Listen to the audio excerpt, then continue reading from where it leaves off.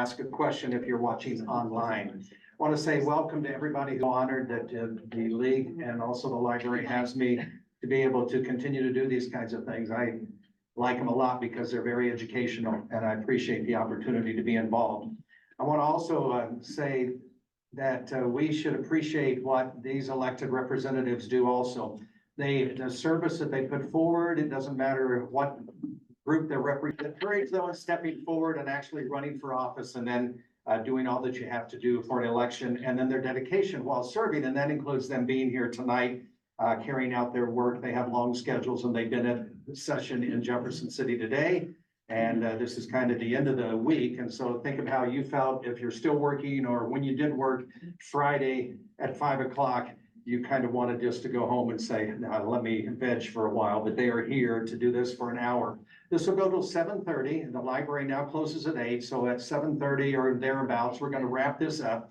And then if you'd like to have a chance to visit with the representatives, we hope that they'll stay for a while. And then they'll eventually ask us to vacate the premises by 8 o'clock.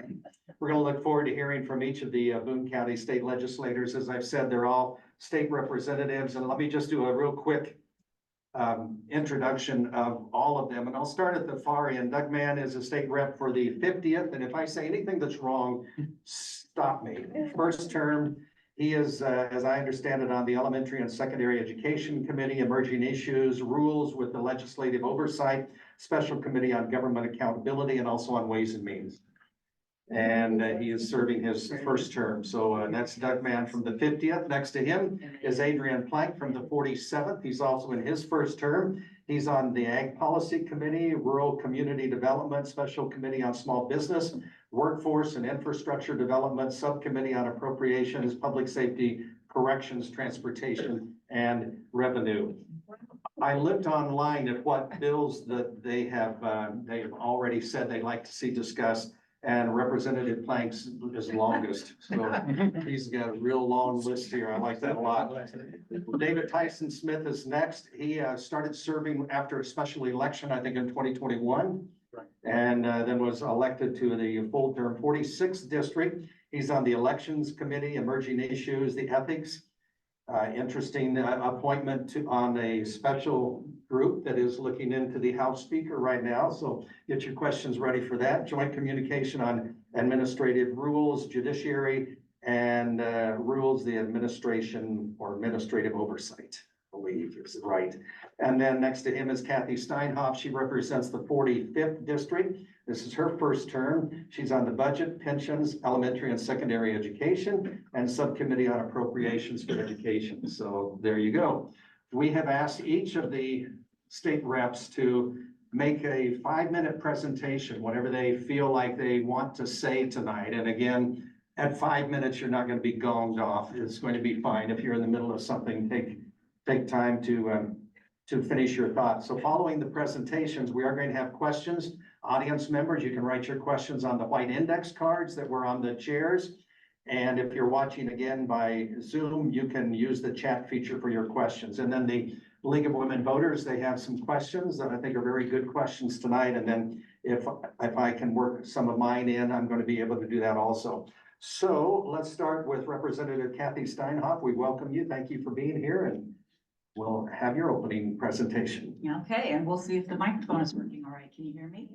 I am Kathy Steinhoff. I'm a representative of the 45th district, which is where we're located right now. It's in Central Columbia. And I see a lot of familiar faces here. I want to thank you very much for this opportunity. It's always one of the forums that I used to look forward to attending. And it's also a very welcoming forum to be on this side of the table for. Many of you probably know that my background is in education. I taught for 34 years in Columbia Public Schools, and I was also very active in my teachers union. So the idea of workers' rights, public education for all, those are things I'm super passionate about. And when you hear the list of committees that I'm on, I'm really excited that I was appointed to the Education Committee this year, because it's giving me a chance to really see firsthand and push back and ask a lot of questions about ideas that people have for improving education. As I see that outlook, one of the things that I'm optimistic about is the fact that people do want to find a way to fix education. The part that I'm not as inspired about is some of the strategies that they have. that I don't agree with. I think that instead of starting with a lot of, programmatic changes, we need to be looking at funding first. And when we're looking at funding, we're looking at things that are Band-Aids and cheap. And that's not what we need to fix education. So being on the budget committee, being on the education committee, those are some messages that I try to keep reminding people of over and over. But I know you guys are gonna ask a lot of questions about like what it's like down there and how things are going. As frustrating as it can be at times, it is still just such an honor to be down there representing the people of this community. It's a beautiful building. It's got such history and it's got such tradition, and to be able to sit on that floor where honestly few people have sat when you think about the history of the state of Missouri and representatives down there. So I really appreciate that you all have allowed me to have this position, and I look forward to continuing it as long as you will have me. Thank you. Thank you. We'll move to David Tyson Smith for his opening presentation. All right, excellent. Thank you. How's everyone doing? Good. Thanks for coming out. I'm excited to be here. We heard, we have a long day, but that's okay. Talking to people is what invigorates me. I know it invigorates all of us. So I actually get more energy the more I can interact with, my constituents and the people in Columbia for sure. So I'm from Columbia. I grew up here. Went to Mizzou undergrad. I went to Tulane Law School in New Orleans and came back about 20 years ago, started a law firm, Smith and Parnell. I have been, this is, like I said, somewhat of a second term for me. I succeeded at Kip Kendrick when he moved over to the Senate side down there, and he's been a great person to speak with through the years about this, and still someone I communicate with often. And you heard some of the various committees I'm on. One of the most, the fundamental issues for me right now in Jeff City is elections issues. I'm on the elections committee. And I sit on the front row on the elections committee. So it's great to see Ms. McLeod here, and she comes down quite often, and others to take on some of these issues that we deal with. We are in a time where I have never really seen the power grab that we see going on in Jeff City. There are people in power that are constantly waging assault on the initiative petition process over and over and over. And every time we show up for committee and you look at the bills that we're going to hear, or we look at them before, it's initiative petition, initiative petition, initiative petition, and it's the same ones. Some of them are very intellectually dishonest. They talk about, well, we're going to raise, maybe make it more difficult to collect signatures or raise the voting percentage of the votes that are required to pass something. But some of these thresholds would be impossible for most things to pass. And they deceive people. They have ballot candy on a lot of these petitions. So if they go to the ballot for people to vote on, they're lying. I mean, they talk, like if you ask someone on the House floor, what's your bill about?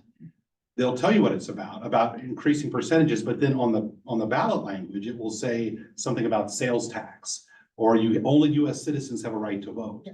So what happens is people go to the polls and they're deciding whether to raise a percentage is required to pass an initiative petition. That's for citizens to get something on the ballot, or citizens to change the Constitution. And they think they're voting about whether only citizens should be voting. Well, first of all, citizens are the people who are voting anyway, or sales tax issues, or whether a foreign corporation can get behind politics and support an initiative petition. Well, they can't do that anyway. It's already illegal. So why are we putting that down there? And they will tell you, they'll say, well, the argument over and over is what we hear. The Constitution's a sacred document. We don't want to change the Constitution. It's sacred. That's not why they're doing this. They're doing this to maintain control and power and keep it from the citizens, because they already have power in the building because they have a supermajority. And so the only way the citizens get anything done is through this process. Usually we get things done too, but we have a good group and good Democrats. But one of the main ways to get things done is something on the ballot is the initiative petition process. And so to make it harder, that just consolidates the power all the more. So we have to continue to be vigilant. It's a group effort. I know there was a voter day the other day and so many people packed the house. It was incredible. And so it's good to hear, it's good for everyone else to hear that many people to show the force down there. So I'm excited about that. On a more bipartisan note, I have a catalytic converter bill. I was excited to have a hearing on it pass unanimously to crack down on metal dealers who buy these stolen catalytic converters. It's an epidemic. So that was rolled into other bills with Rep. Mayhew, Aaron Cross, who's also a Democrat, Billington. So hopefully we can get that passed this year. The catalytic converter bill came out of the House last year and died in the Senate because lobbyists, were looking out for their clients and didn't want that to happen. So I'm excited about that. I think that benefits everyone. And so I'm happy to be here. Thank you, Representative David Tyson Smith, and Adrian Plank, you're next. I'm Adrian Plank. I'm a freshman legislator like three of us are. And we've all worked hard to get there, even if you had an opponent, they also helped us out too. So the 47th district, if you don't know, is basically the 4th ward, which is the west side, West Boulevard, all the way to the river, and then West Boulevard all the way to the river, and it gets Rocheport, Sturgeon, and Harrisburg. I have the most rural of any Democrat. And so my focus, we have great representation here in Columbia. I also represent Columbia, but I try to focus my efforts towards rural because Democrats fail in rural. And so whenever they have a need, I jump. And so that's what I've been working on behind the scenes is their needs. I'm a union carpenter by trade. I used to have my own business. I lost it in the Bush Republican recession of 08. Free elections, I finally got elected. I found out here the other day I may have an opponent again, which gives me something to do, right? So it is a long process to get where we're at, so I'm proud to be where I'm at. It's great to support Missourians at the State House. And the committees that I'm on are important because of my rural parts of the district. I'm on ag. The good thing about ag is I see a lot of bills that have a lot to do with the environment when it comes to agriculture and that sort of thing. So I get to have a voice about that and proper farming and sustainable farming and that sort of thing. Workforce development. I'm a union carpenter. I'm all about workforce development. Small business. I was a small business owner. I understand the aspects of what can and should and shouldn't happen when it comes to small businesses. So on policies that you can or can't control. And of course, budget on transportation. We've got big I-70 expansion coming up here, so it was important for at least one of us to be on transportation budget. So I got put on that this year. I got hearings next week on that. It'll be a long week next week. So I'm looking forward to questions. It's good to see some familiar faces, and I'm going to turn it over to Doug. Representative Plank, thank you. And Doug Mann, we'll hear your opening remarks and then we'll get to some questions. All right, so my name is Doug Mann. I represent the 50th, and I want to start by saying that the one downside to representing the 50th is when we're at forums and events like this, I'm the last one to speak. So much of what I say is just repetitive of what everyone else has said. So I want to take the beginning of my opening statement to say that the three colleagues to my right said wonderful things, but I feel like they are underselling themselves somewhat. On Kathy, she joined us on the education committee this session. She was not on it last session with me, but she has really hit the ground running and has become one of the biggest rock stars in that room day in and day out. David Tyson Smith, I sit with him on emerging issues and see him on the floor, and he is one of the most zealous advocates and one of the best advocates in our caucus. And Adrian Plank, he talked about focusing on, people in the community behind the scenes. And I can confidently say that I don't think that there's anyone in that building that works harder on constituent issues than him. I know that there was a cell tower issue and he was on a daily basis hounding the cell companies to make sure that the people in his district had service. So I just want to highlight and make sure that, they're getting their flowers. So, like I said, I represent the 50th, which is essentially the southern portion of the city of Columbia. It does snake up the east side of 63 and reaches out towards Old Hawthorne. I am a freshman legislator. I am not a native Columbian. I am one of those people that went to Mizzou and just never left. So that's how I got here. I am a former teacher. I taught for 6 years. I taught history and civics, and I currently am an attorney in my off time. The focus is for me this session. The bills that I filed a lot of, bills centered around mental health and addiction treatment. Because one of my focuses going into, and one of the reasons why I decided to run, was seeing the pain of marginalized communities, seeing people that, kind of are pushed to the outside of society and like are an afterthought.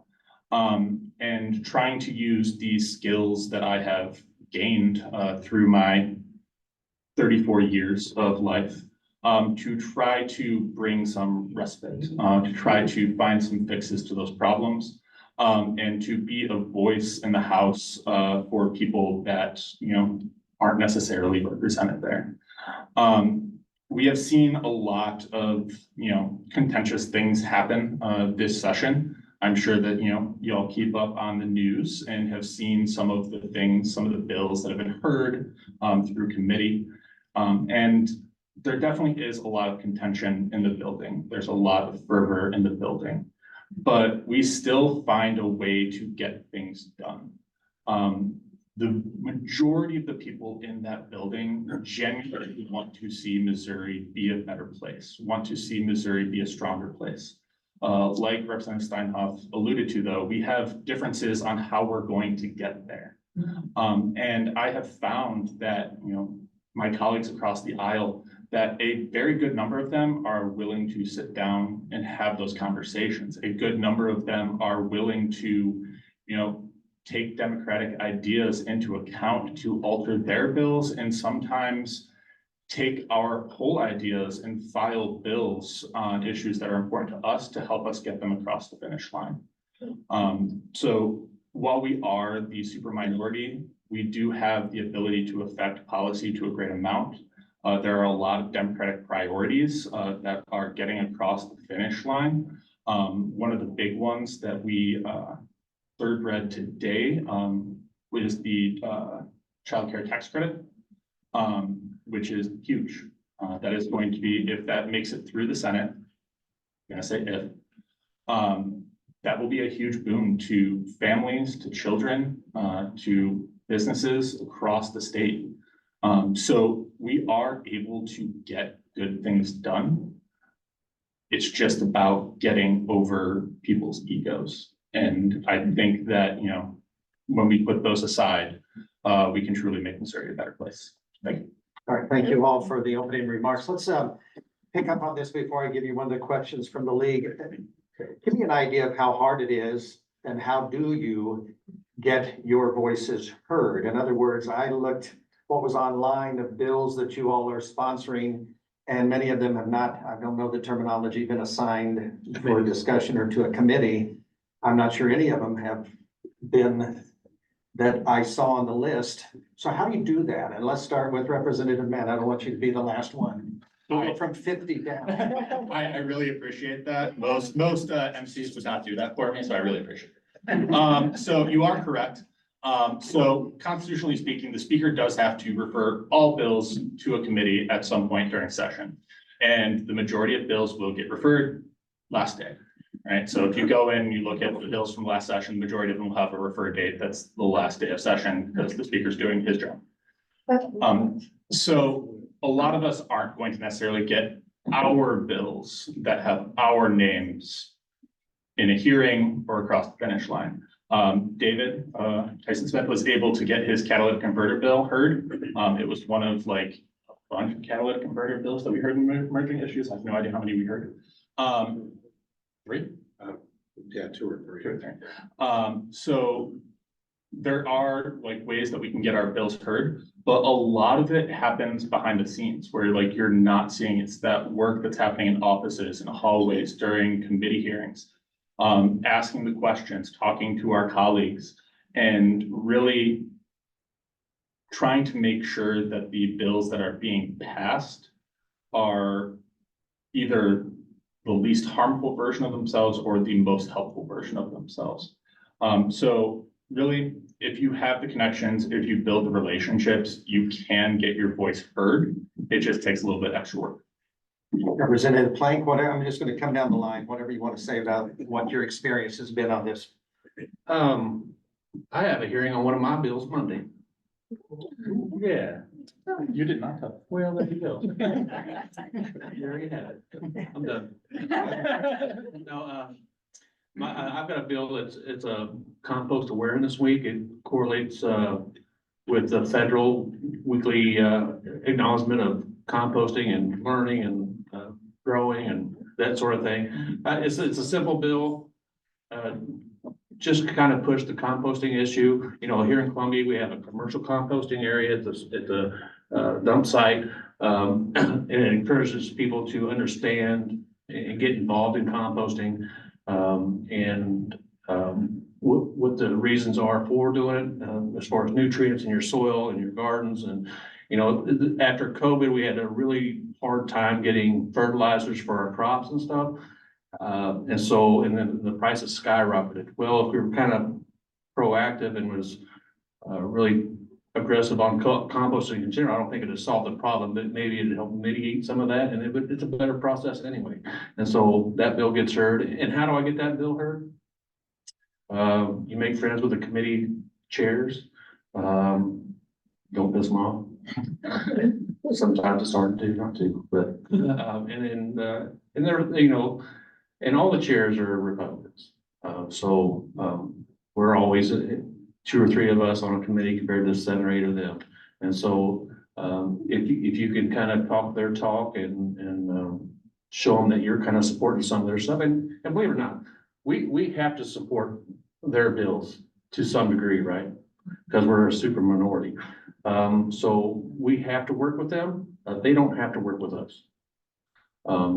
And so you have to build those relationships in order to get your bills heard. And so that's what it takes. So do you hope that by saying we should have a compost week, that helps you maybe earn some credit so that you could do something? I mean, that's not a highly controversial. Right, Going and that's the point of pushing this bill kind of right away, is that it's not controversial, and it shouldn't be, and it should go through committee, and I can get it to the House floor. And if we get it to the House floor, what's the debate gonna be? We're not gonna do it. We don't think there should be a compost awareness week. I mean, it's already a federal policy, right? They make those arguments they want to, but let's encourage it in Missouri. I mean, yeah, it should be a bipartisan deal, and So so. by doing that, you might gain a little bit of, whatever I should Right. say. Credibility. Yeah, Street so that cred. you can, yeah. And I'll get to sit at the front desk and then I'll tell them, this is what a Republican feels like. So, yeah, yeah. Representative David Tyson Smith, your thoughts on how you make your voices heard, I guess is what I'm really asking, and get a bill on the calendar. Sure. Well, first, I'm not gonna let Doug get away with saying nice things about us. Doug's a rock star. So Doug is on, I'm on emerging issues with Doug, and he's incredible because he combines someone who's very smart and someone who's very prepared. And when you have a smart person and a prepared person, you've got a deadly weapon, and he sits there and he goes after people and he does a fantastic job. And I know even on the, we heard all these anti-LGBTQ bills in emerging, and we were there till, gosh, after 10, and out of the 7 that came forward, 5 that they basically killed. I mean, they dressed up so they looked like they were kind of moving forward, but they were killing. A large part of that is due to Doug's work on that and attacking people, and he dressed down their credibility so much that the chairman of the committee wouldn't move those bills forward because he exposed their weaknesses. So this guy is definitely a rock star. You know, so the interesting thing is, you know, so when I started this process, everyone told me, well, you have to build relationships. You have to build relationships to get anything done. And I just started saying that because that's what you're supposed to say. but you have to build relationships and you have to play the game, okay? And you have to, you have to be smart about it. And somebody say, well, are you going too far by doing this? You have to have Republican friends. If you don't have, you can decide to be a Democrat who's just gonna sit up there and shoot fire all day, and that's fine. But if you don't have Republican friends, you're not moving anything. So you have to have Republican friends, and prior to the session starting, you have to start making phone calls and you talk to people. And they'll tell you, there's a Republican chairman will say, I want my bill. Would you vote for this bill? Would you get it in your committee? Would you help me with it? And he'll say, well, I need help with my bill.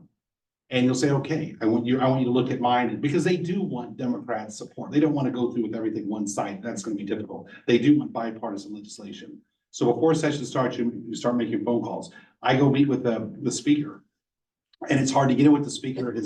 Anyway, so I meet with the speaker and I sit down with them and I say, this is what I want. These are my bills that I want to move. And we have a conversation about it. But then as Adrian said, you also reach out to the chairmen of the committees, because those speakers will say, oh, I need to hear from the chairman. So you go to the chairman and you work with them. And I've done things where you pinpoint who the powerful players are, right?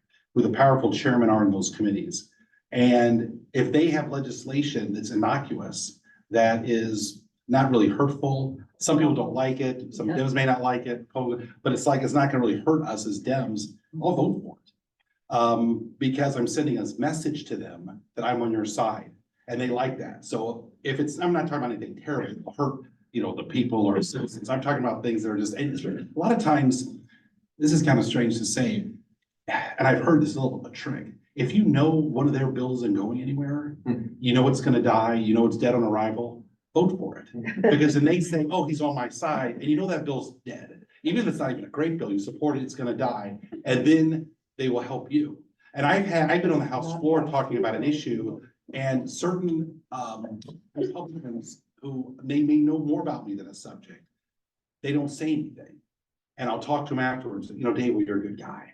So it's like junior high. If people like you, they may not like full on board support you, but they may not publicly attack you or try to kill something.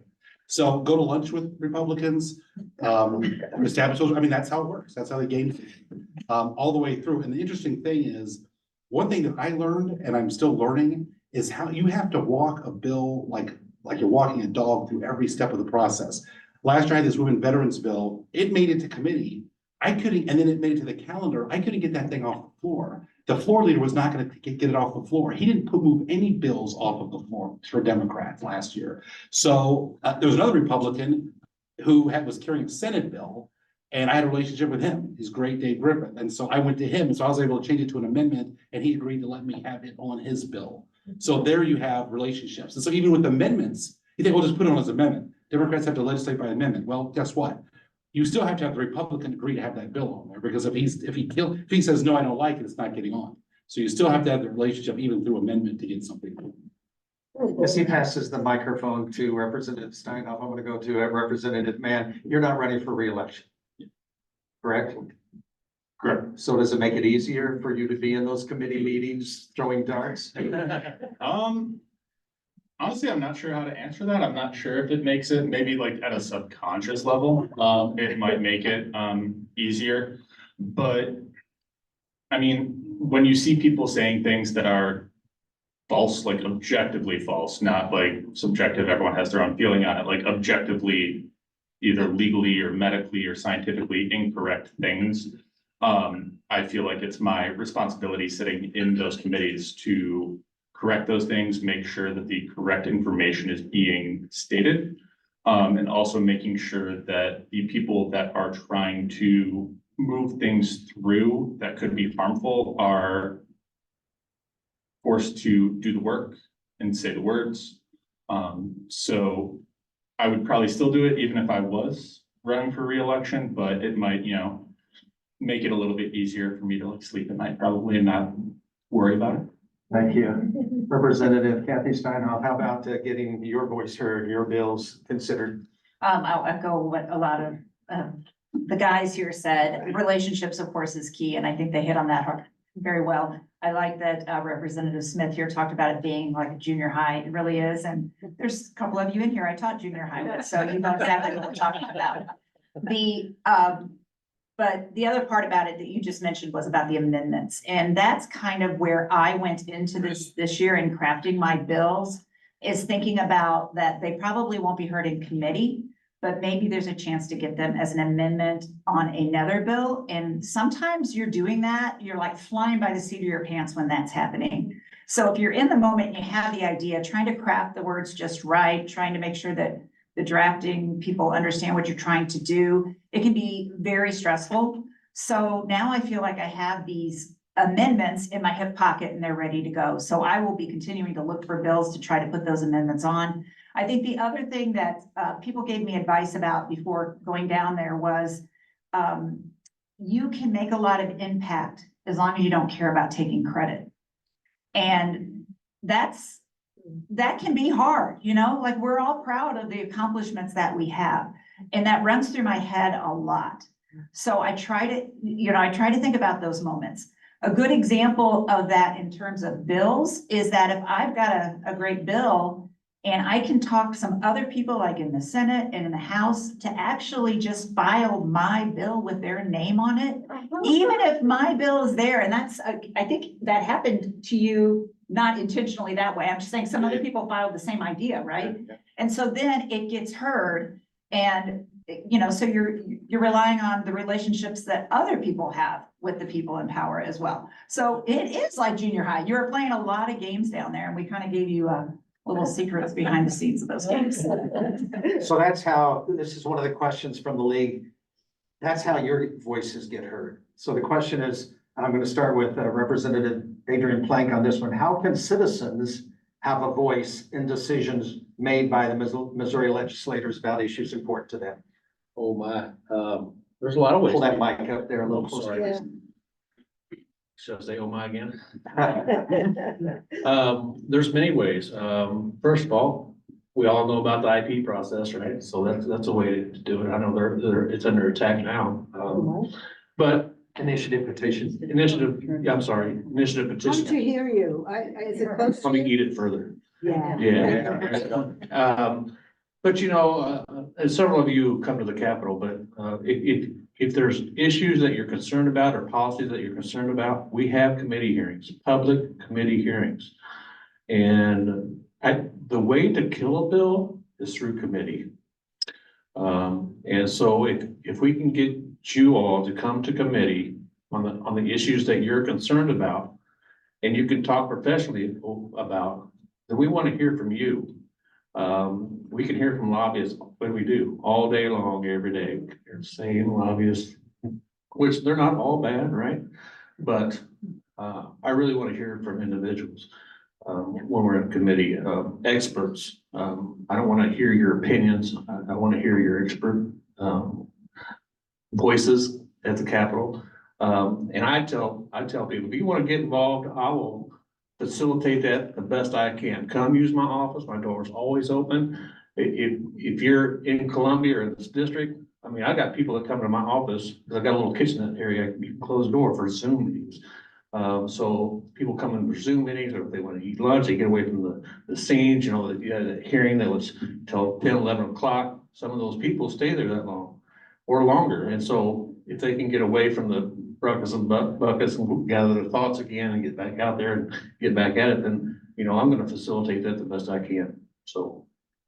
Let's go to David Tyson Smith. Same question. How would you say citizens can have a voice in decisions? You know, I would say everything Adrian said is absolutely right, 100% correct.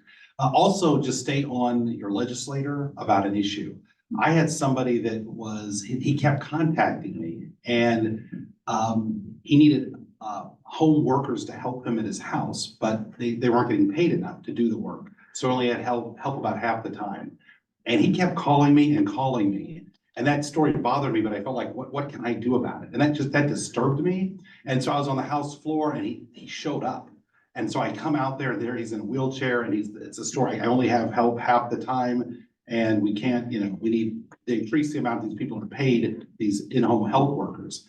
But it burdened me, and I didn't like it because my conscience was bothering me, because I felt like I can't really like turn this off, because I could see him and he was there, he was flesh and blood, he was in my face, he was talking about it. And I felt bothered by that, because I couldn't, I felt bothered because I wanted to help, but what can I do to help you?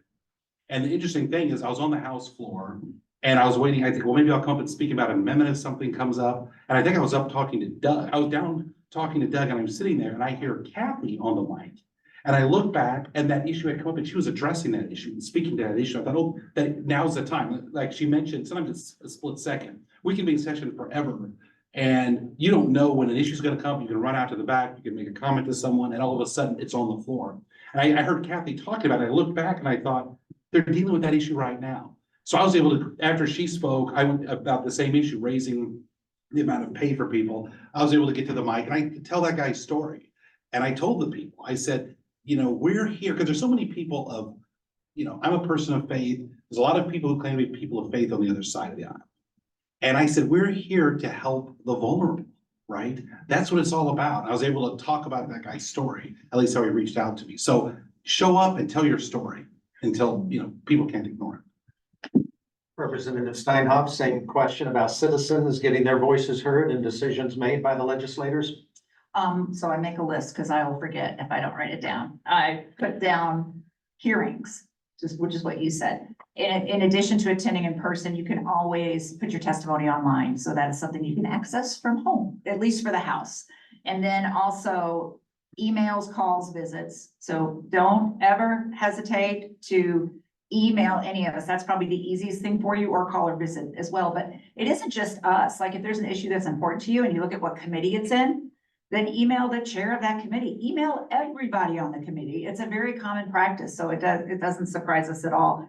And then another thing that I think is really important is to join organizations that you have interests in. There are so many out there.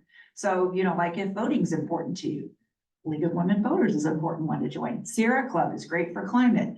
Moms Demand Action is great for gun violence. The list could go on and on and on. And what those organizations do is they become a voice for a cause that's important to you. And many of them have lobbyists that are down at the Capitol. Not all of them, but some of them do. And then also they communicate with you when issues are coming up that are important to them, which if it's the right organization for you, it's going to be important for you. So that way you're not just having to do all this work on your own of trying to figure out how to keep up with things.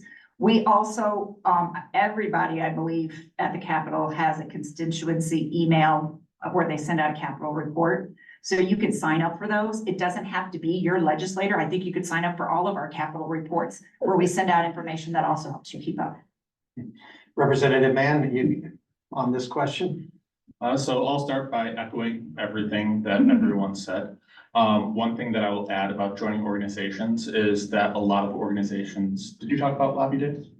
I did not. She did not. A lot of organizations will have lobby days where you will see, it's usually on Tuesdays and Wednesdays. Those are the most like chaotic days in the Capitol because there will be a bunch of organizations that bring a bunch of their members to come and talk to us. And like Adrian said, you know, the lobbyists in there are great. Like a bunch of them are wonderful people that care a lot about their issues.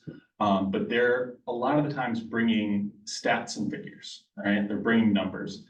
And if I've learned anything through my, 34 years of life, it's that stats, numbers, figures, right? Those don't touch people.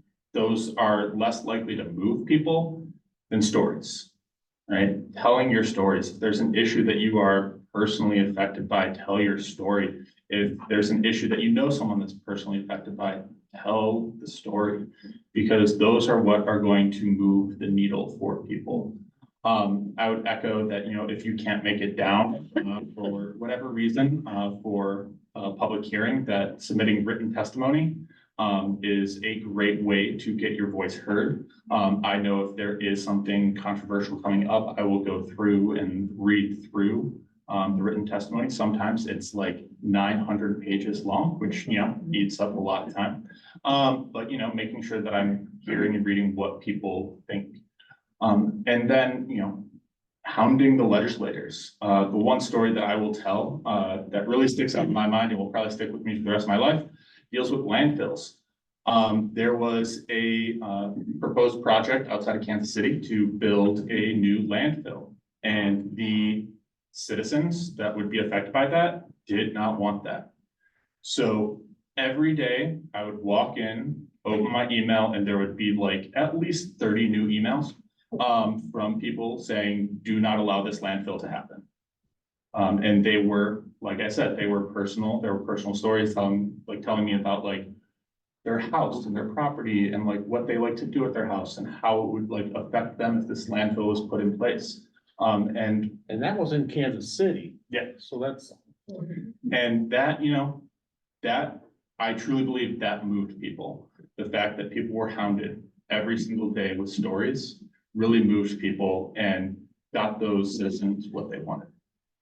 I want to say this at this point in time, and I didn't say it a while ago. Representative Sheree Tolson Reich was invited to be a part of this event tonight, but she declined to come. So it's not that she wasn't invited. She was unable to make it tonight. And Rowden. And Caleb Rowden, the senator, was also invited, but was not able to make it tonight. Do you have any questions that I should pause for right now? I see one right over there, Carol. And while we're collecting that, I think we have one online also. Oh, learning so much excellent information. I think, and that person is exactly right. You all are giving us great information. Sometimes this is from one of the questions just handed up. Sometimes I can't read this. I think, give my opinion online during a hearing. Do you read that online testimony? David Tyson Smith, I think it's your turn to go first here. You know, I want to read more of the online testimony. Especially if we have, as Doug mentioned, when we have big, huge, committee hearings where the room is packed and there's people in overflow. One of my goals moving forward, and that was my goal coming in, is to read more of the online testimony. But in reality, as Doug mentioned, we get bombarded with so many emails, sometimes, even 100 plus, or phone calls. There was an issue, it was one of the trans bills dealing with whether doctors could opt out of performing gender affirming care on patients.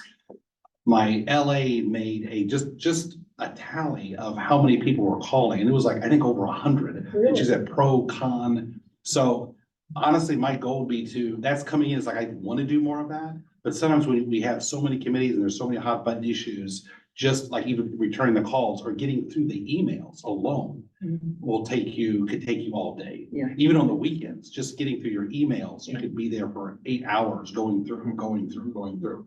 So that is actually a goal of mine, is to go through more online testimony, but just getting through the emails and returning calls for, especially the hot button issues, takes a lot of time. I'm not gonna necessarily have everybody answer this, because I know some of you are gonna say whatever the first person said. But if anybody wants to add anything to it, I think we'll get through more questions if we do. I wouldn't mind adding. Yes, Representative Plank. I read through, when it's an important topic like the IP, and just moved through, Kepner's bill just moved through, rules today. His attacks on, the IP process. There's 451 comments on here, testimonies, 451. 6 of them are for his bill. Everybody else is opposed to it. What bill is this? This is 1749, What? initiative in referendum petitions. Have, Okay. and so, yeah, so I got it pulled up. And so I can go through there, I can look at everybody's testimonies, and if they write something, some of them don't. I'm in support, or I'm against, or for informational purposes only, whatever the case may be. But I can see who they are. I know that the Farm Bureau is for his bill. Yeah. Okay, I know that there's probably another special interest group. Well, I can look up that special interest group now and just find out where they come from, what they're doing here, and what's going on. So yeah, there is reasons to read that stuff. Anybody else want to add to that? We'll go to Representative Steinhoff here. This says, regarding not taxing Social Security benefits, what might not be funded because of reduced income, if that would happen? Oh, my. Everything that's publicly funded at the local level. I mean, that I'm of course gonna lead with schools, that's gonna really hurt them. I believe it would hurt our emergency responders, our first responders, would hurt the city. I would imagine would hurt the county. I would say when you look at your personal property tax and it lists all the entities, that's library, would hurt the library. Okay, anybody else want to add Anything? their thoughts on what would be impacted? Yeah, I have other comments about it, but. If you want to make them, this microphone's yours for a moment. You know, there's a reason for taxes and everybody doesn't want to pay an exorbitant amount of taxes. So Social Security and these other taxes, that you put into, is for a reason. And as a lot of people don't want to pay any more in taxes and property taxes because they don't have kids. So they want to contribute to the schools. I understand that. We all want lower taxes, but there is a reason to move a community forward, and that's because you gotta have roads, you gotta have bridges, you gotta have libraries, you gotta have schools. And there are reasons for it. Excessive taxation, there's a point to that. But when we're talking about property taxes and that sort of thing, I've got a circuit breaker bill, that hasn't got a hearing yet. But that, we already have a program in place that will allow for people with low incomes to keep their houses and not have to pay property taxes. That bill needs updated. So I've got a circuit breaker bill that would raise the minimum incomes for renters and property owners, for people who really need it. Will it get heard? Probably not. But that doesn't mean I don't put the bill forward on the hopes that I can amend it to something else or get it in committee with a Republican who's also concerned with it. But this last bill that we pushed, that pushed it to the counties, that was kind of crappy. It's to push it off to the counties. That was just taking it off our hands at the state. And it wasn't a bill that would actually help people in need.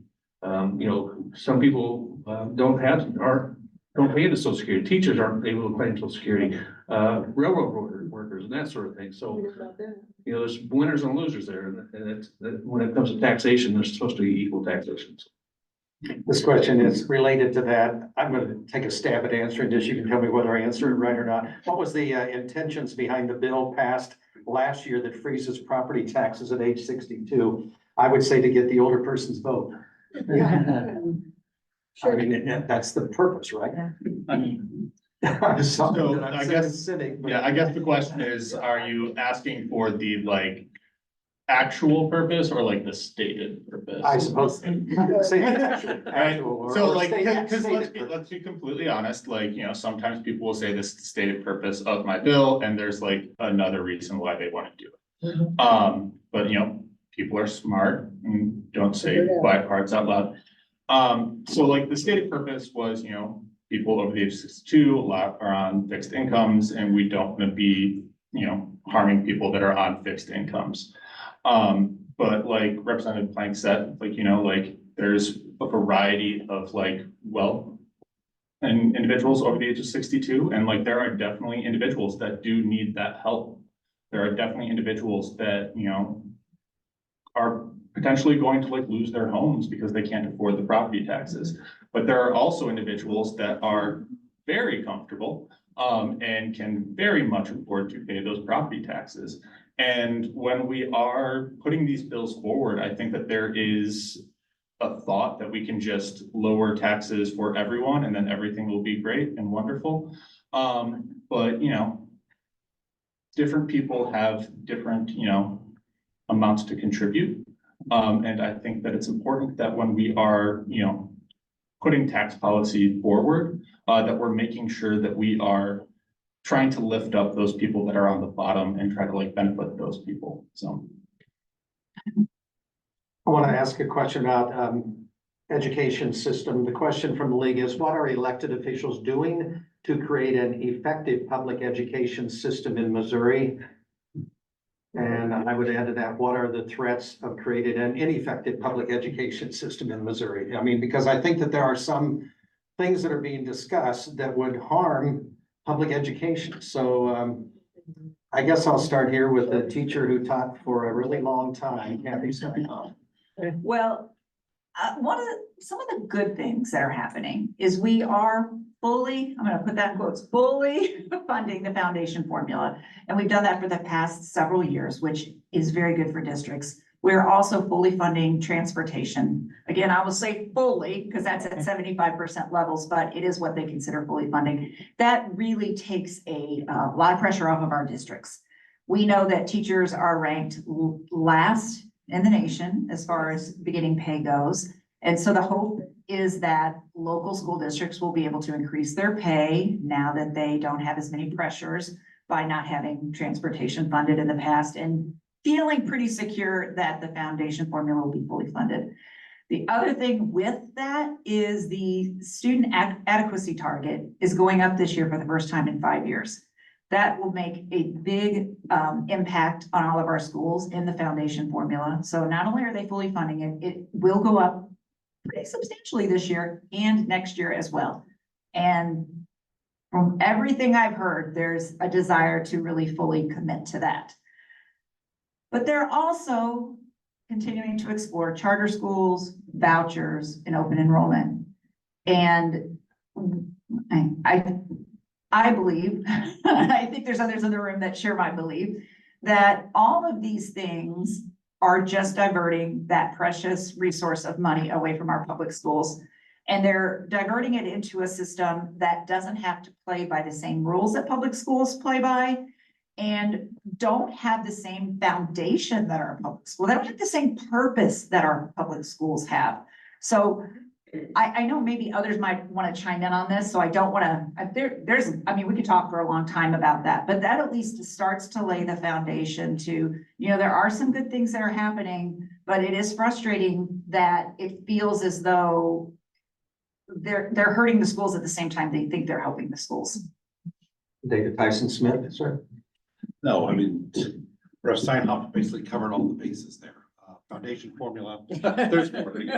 Transportation issues, fully funding our line. One of the things that is one of the more controversial issues that come up is the voucher issues, open enrollment, which we just heard recently. And that can be very conniving because, they don't always explain it exactly as what it's going to look like and the effects on a lot of communities. When you allow students to transfer, they say, well, we're going to cap the amount of people that can go, or people can, I guess they can come back after a certain amount of time. They can't just like bounce around, but you really don't know the effects of that. And one thing that Rep. Steinhoff mentions with charter schools, it's kind of a free for all with those. A lot of people don't realize that they open and close a lot. Anything goes with these boards, and it's not some panacea the way it's always described. There's a few charter schools that have been successful for a long period of time in the St. Louis area. And Representative Butts talks about those, and he backs a lot of those. But outside of that, it's a lot of snake oil. And so we have to be very careful and guarded about that.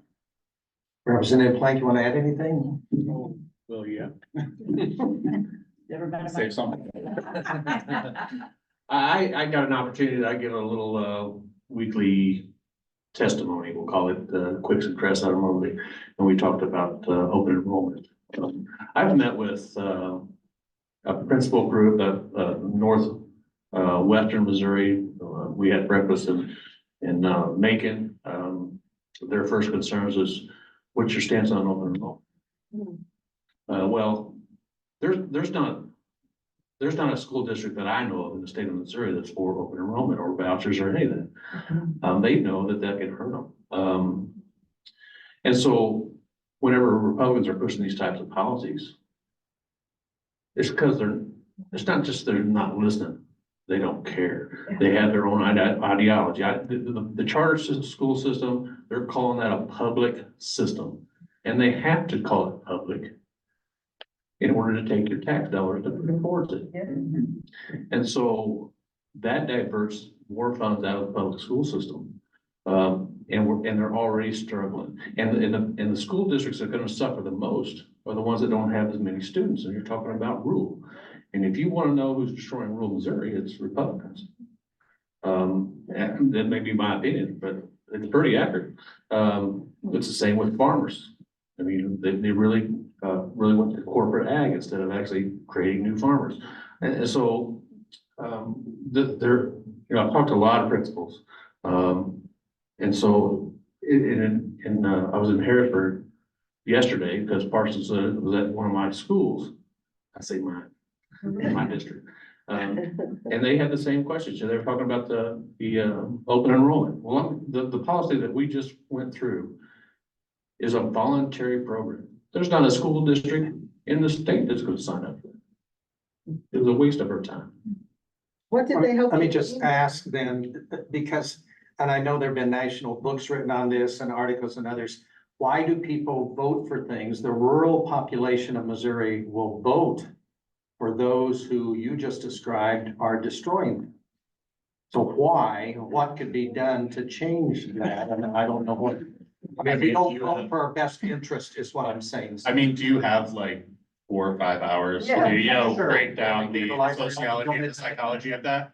No, so I'm actually gonna push back on something that you said, so I apologize.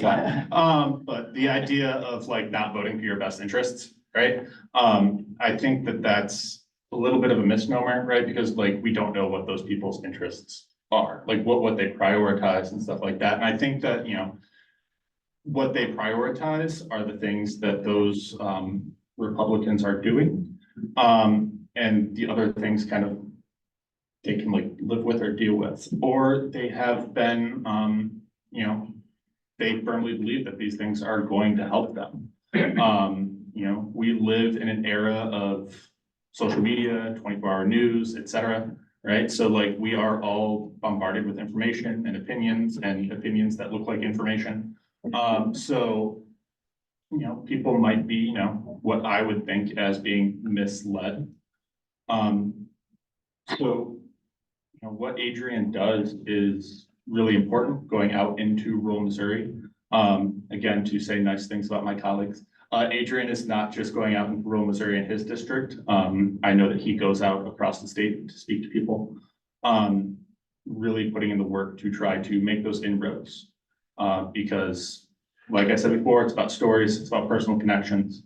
And if we as Democrats want to make inroads in rural Missouri, if we want to be able to sell people on our ideas in rural Missouri, we have to be in those places and we have to not just talk, but listen, and build those relationships, because people are much more likely to listen to your ideas and understand your ideas if they like you first. So.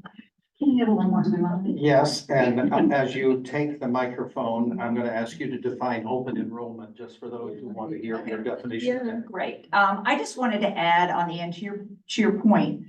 This open enrollment bill was not a slam dunk for them. So were a lot of our representatives that voted against it.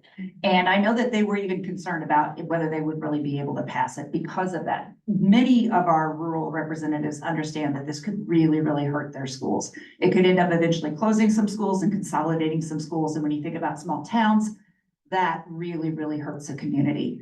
So I know that I spoke on the floor against open enrollment, and I was surprised at how many Republicans came up afterwards and thanked me for what I said. I was very surprised. I did not understand that there were that many. Tell us That- what Is you it said. school choice? Is that what we're Yes. talking about? So School open enrollment- choice is another word, 2 words for open enrollment. Right, so what it would, if it were the wild, wild west of open enrollment, it would basically say that if you've got a child, you can enroll them in any public school in the state. And the state dollars will follow that child. Hmm. Now, this particular one that passed, we keep hearing it's the best of the open enrollment bills. And to the point that Representative Mann made, it is voluntary, so if there's a good chance that nobody will ever use it. But there were a lot of things within the bill, even though it supposedly wasn't that harmful, it allowed the the non-resident school district. So the district that would receive children, they would open their doors and say, hey, we have slots. Unless your special ed services exceed what we can handle. So it gave them permission to refuse some special ed students. And unless you have discipline records, because we don't want any of that. And there was also a small caveat where they would pay for transportation if it was a district that shared a boundary with their resident district. But if it didn't, then you were responsible for transportation. And if your IEP, and if you don't know, that's again, students with special ed. If your IEP required that you have transportation, you would have to waive that before you got accepted in. So you think about the peril that we're putting our districts in, because when they sue, and they would sue, I would sue if I had a special ed child and was told that I couldn't go to a district because they were special ed. And when they sue, they're not gonna sue the state. They're gonna sue our districts. So the other thing that I think you all would find of interest is that this year, several new committees were formed. The one that I wanted to talk about was the Special Committee on Education Reform. So I believe, one of my fellow reps up here talked about you have to get your bills through committee to get to the floor. Well, there are some bills that probably didn't have a chance of getting through the regular education committee. And that's why they went through the Committee on Education Reform. And one of those bills is the bill that would expand charters in Columbia, which did pass through that special committee. Did or did not? It did. It did. Right. Go ahead. So I want to end the education discussion on a upbeat note. Leave everyone something happy, because there is something that was forgotten about education that is actually a good thing that is happening and being discussed. In the education committee, we did discuss a bill dealing with early childhood education, which I think would be wonderful and amazing and do great things for our kiddos. Essentially what it would do is it's a funding bill that would allow districts that have programs for kids younger than the kindergarten age to get refunded when they have students that would qualify for free and reduced lunch. So this would open up that early childhood education access to more people, so that we have more students going into kindergarten that are prepared, that have, done the things beforehand, that are ready for kindergarten. And anyone that has ever taught knows that, having a student come in that's prepared is huge, because you don't have to work on making up ground. And the piece of falling behind becomes a downward spiral, that if someone doesn't come in prepared to kindergarten, there's a good chance that they could end up working farther and farther back as they go through their academic career. So getting this passed is very important to me, and I know very important to a lot of people at this table and in the House in general. I want to ask a couple of questions before we run completely out of time, and I'll push the limits here just a bit. We'll start with Representative David Tyson Smith on this. I don't think people pay attention sometimes to what's happening in government and politics until maybe they get ready to vote. And then I'm not sure what motivates them to vote for a certain person. It could be just the party label. It could be they know somebody who knows them, or they've crossed paths with you. Been looking from your experience, what do you think matters most to a voter who's going to cast a vote for you or for your opponent? Because I think that I read something today that just blew my mind. It was on a national story, and it was talking about a national personality that 50% easily of voters had no idea that a certain thing had happened. And I said, what size rock were they living under? And so I just am afraid that people don't pay attention to things other than just, do I like him or not? Yeah, that's an excellent question. It's really the $1 million question. I think people have interest and education at various levels of the spectrum, right? You have some people who are very involved, some people are less involved, some people who are not involved at all and just show up when it's time to vote, and the signs are out and people are doing get out the vote campaigns. That's when they show up, or that's when they get engaged and start paying attention. Some people are paying attention the whole time, some people are not. I know for me, and this is a lesson that I learned as a new attorney. So this is how I posture myself to get people to vote for me. My boss told me something at this law firm. He said something to the, and I was a new attorney, something to the effect of this.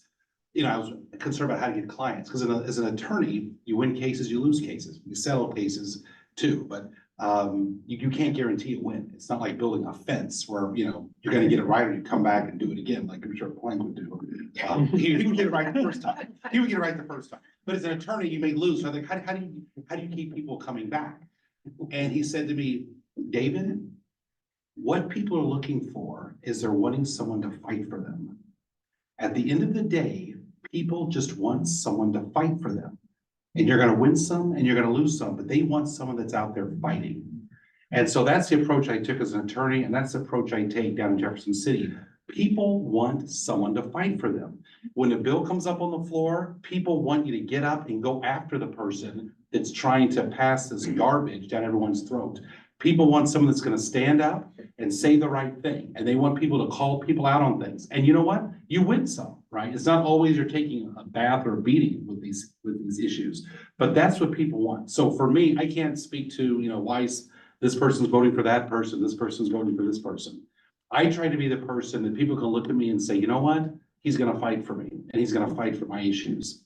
And, but that's how I view it, and that's what I do, so.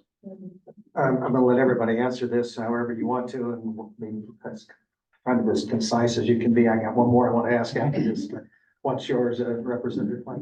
Well, I think David hit it right on the head, that's not just about fighting for them at the Capitol. That's all the rule that I have. I've got sturgeon, they've got, ash trees that are getting eaten by bugs that came over from China. And they gotta cut down a bunch of trees and then replant and then spray the ones that are still living. They don't have the tax income to take care of that. They got 5 miles of asbestos water lines. They've got, sewage water treatment plant that needs expanded because they can't add any more houses to the community. Harrisburg has the same sewage problem, treatment problem. They need to expand because they can't add any more houses to the community. Roachport has got the cell phone tower, traffic speed, water retention wall, it's something else. Anyway, so I've gotten a hold of all their boards beforehand, before session started. I said, what's the need? And this is what I find out, right? And so I'm trying to get money in the budget and word it just right, because it has to be worded just right. They'll just pull it right out, right? There's one opportunity basically to get stuff put in, 2 opportunities to get stuff put in a budget, but they can always be taken out, and so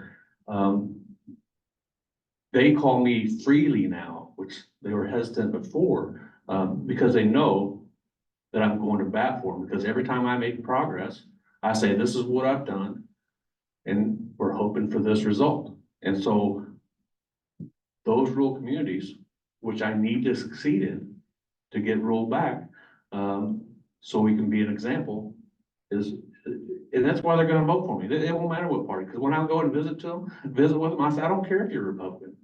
I don't care. You have needs, we all have needs.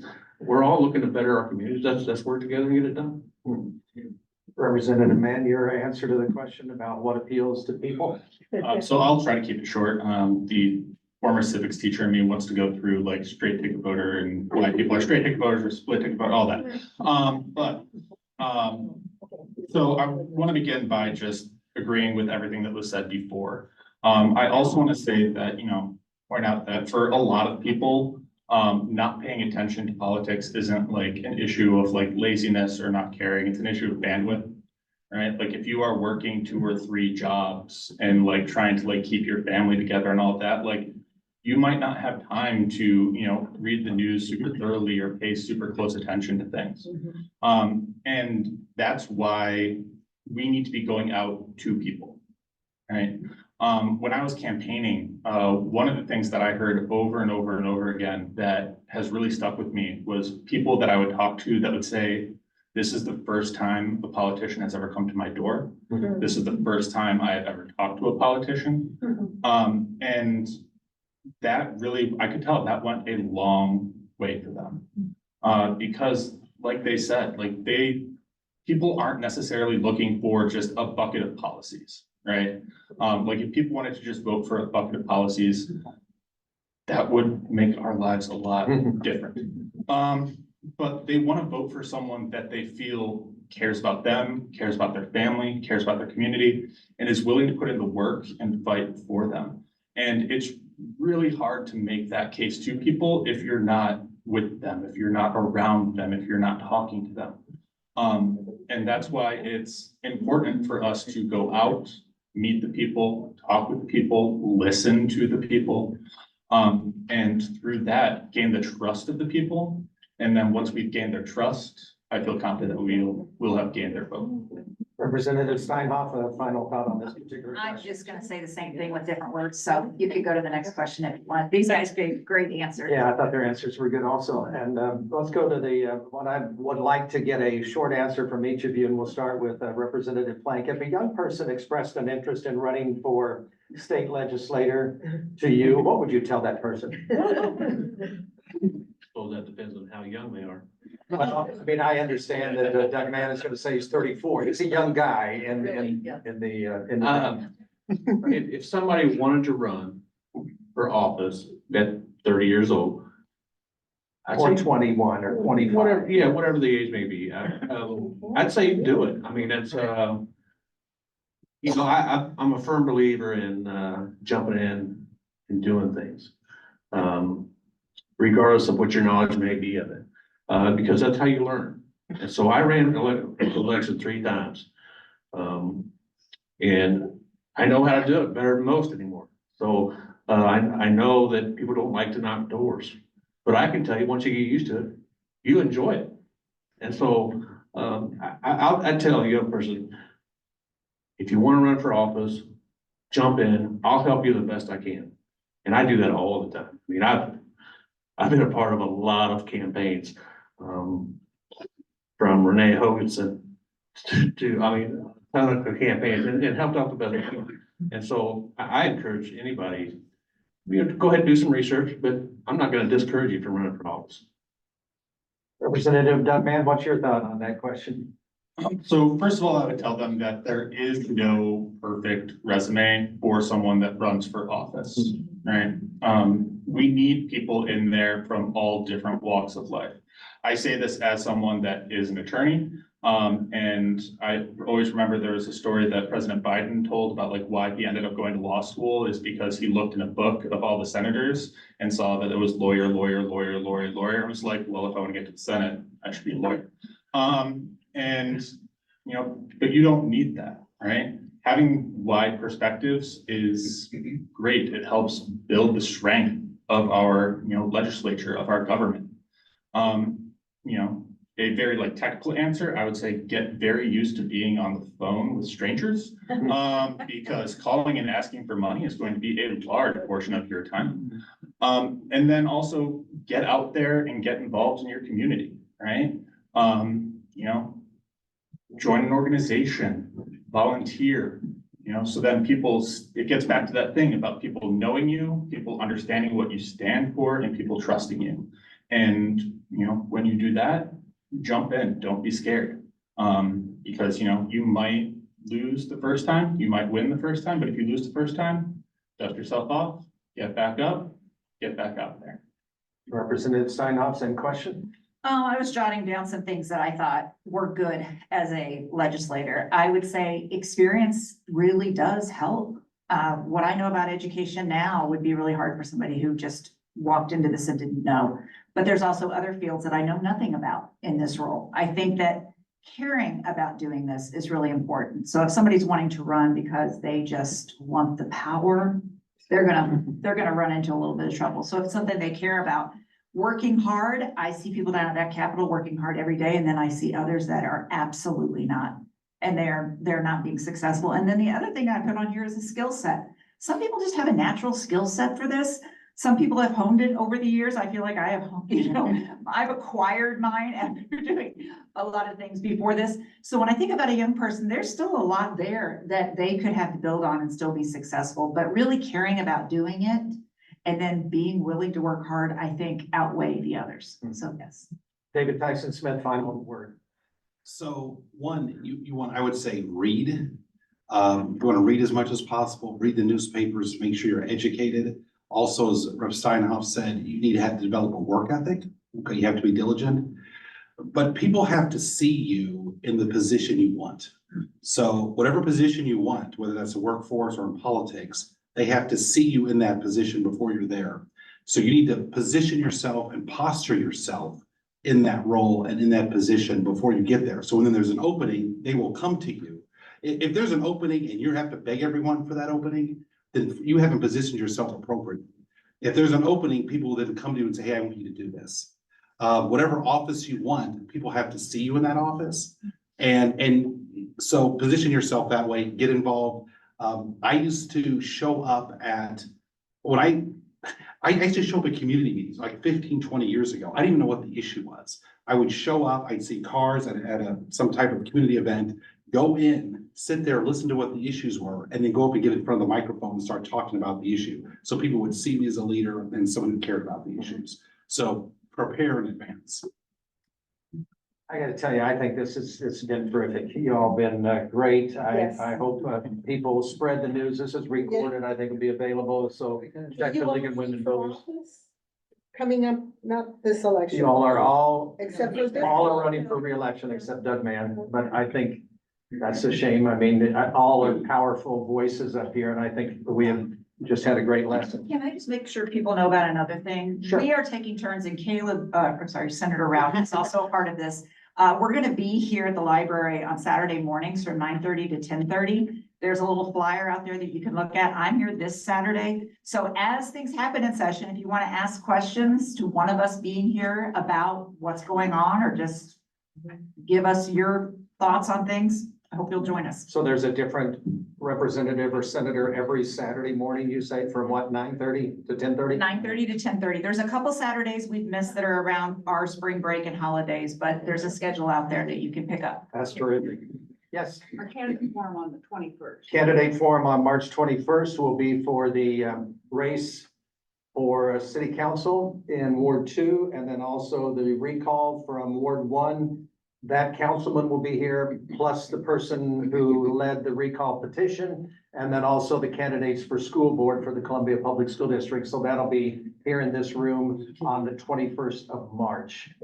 You all have been really good to be here tonight. Spread the word that people missed out on some great thoughts and great insight into what our state legislators are doing. Representatives Mann, Plank, Tyson, Smith, and Steinhoff. Thank you all for this time.